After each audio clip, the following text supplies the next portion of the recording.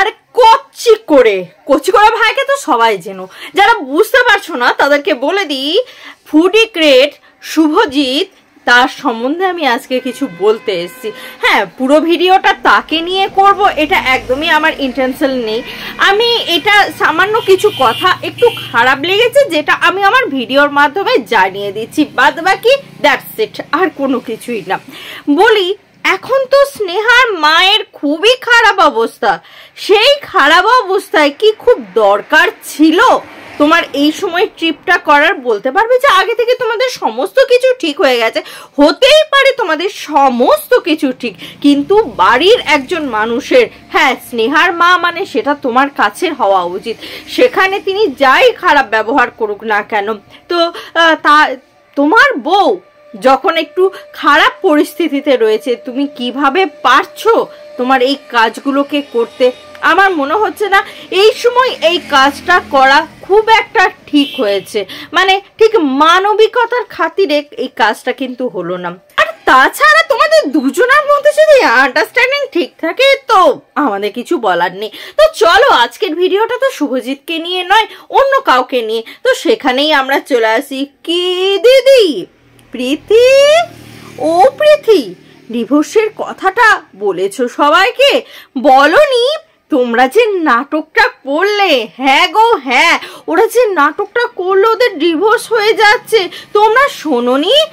আমি তোমাদেরকে বলছি, এই যে 1 মাস ভিডিও না দিয়ে নিজের বাড়িতে চলে এসে ভিডিও দিয়ে প্রথম ভিডিওতেই একেবারে ওই যে বলে না ঠুক করে একটা ফোড়ন দিয়ে দেওয়া, মানুষের চিমটি কাটার মতন কেউ ফোড়ন দেয়, আবার কেউ মিষ্টি মানে মিজরির ছুরির মতন ফোড়ন দেয়।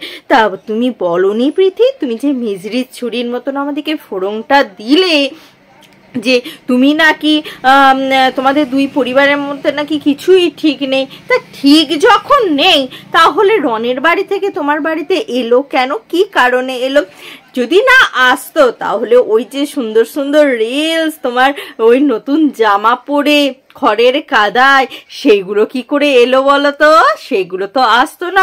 অবভিয়াসলি তোমাদের দুজনের মধ্যে সমস্তটাই ঠিকঠাক আছে, এবং বিয়ের আগে তোমরা দুজনা দু জায়গায় এই জন্যই থাকতে চাইছো যাতে বিয়ের সময়ে মজাটা তোমরা নিতে পারো, যে কারণে, আর কোনো কিছু না। এইভাবে একটা নাটক করার কোনো দরকার নেই। এবার তোমরা ভাবছো যে প্রীতি কি তাহলে আগের প্রেমিকের কাছে ফিরে যেতে চায়, এরকম তোমাদের চিন্তা ভাবনা। দেখো বাবু, খুব পরিষ্কার একটা কথা, যে মানুষ যাকে ফেলে আসে তার কাছে যাওয়া মানে, যাকে ত্যাগ করে আসে তার কাছে যাওয়া মানে মূর্খতা ছাড়া আর কোনো কিছু না। এখানে যদি প্রীতি এরকম মূর্খতা করতে যায় তাহলে আর কিছু হবে না, নিজের পায়ে সে নিজেই কুড়ুলটা মারবে, তাই না প্রীতি? আশা করি প্রীতি এইরকম ভুলটা করবে না। প্রীতি আর রনের মধ্যে কিন্তু সমস্তটাই ঠিক আছে, এবং তারা কিন্তু একে অপরের জন্যই হ্যাঁ হয়েছিল, বাস্তবিক হয়েছিল। সেটা কি হয়েছিল? নাটক হয়েছিল। ওদের দুজনের মধ্যে সমস্তটাই ঠিক ছিল, বরাবরের মতনই সমস্তটাই ঠিক ছিল, শুধুমাত্র নাটক হয়েছিল। আমাদেরকে একটু বোঝাতে হবে না যে কারণে এই নাটকগুলো করা, আর অন্য কোনো ঘটনা নেই, আর অন্য কোনো কাণ্ড ঘটেনি, শুধুমাত্র আমাদেরকে ভুল বুঝতে, আমরা যেন ওদেরকে ভুল বুঝি, ওদেরকে নিয়ে একটু চর্চা করি, ওদের যেন একটু ভিউজ বাড়ে, সেই জন্যই কিন্তু এই কাণ্ড, আর অন্য কোনো কাণ্ড হয়নি।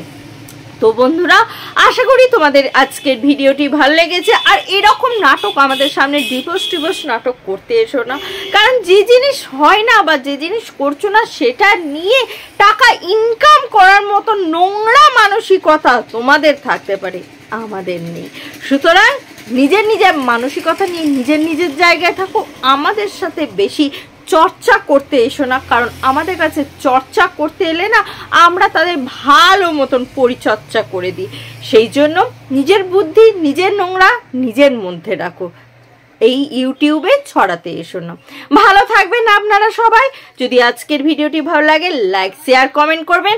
আর অনেক দিন পর আজকের কিন্তু ভিডিওটি এলো, আমি চাই এই ভিডিওটিও কিন্তু তোমরা আগের মতনই যেন সেই রকমই যেন পছন্দ করো, কারণ তোমাদের যদি ভিডিওটি ভালো লাগে লাইক শেয়ার কমেন্ট করতে কেউ ভুলবে না, এবং তোমরা জানাবে কে কে এই পৃথির নাটক প্রথম দিনই ধরতে পেরে গেছিলে।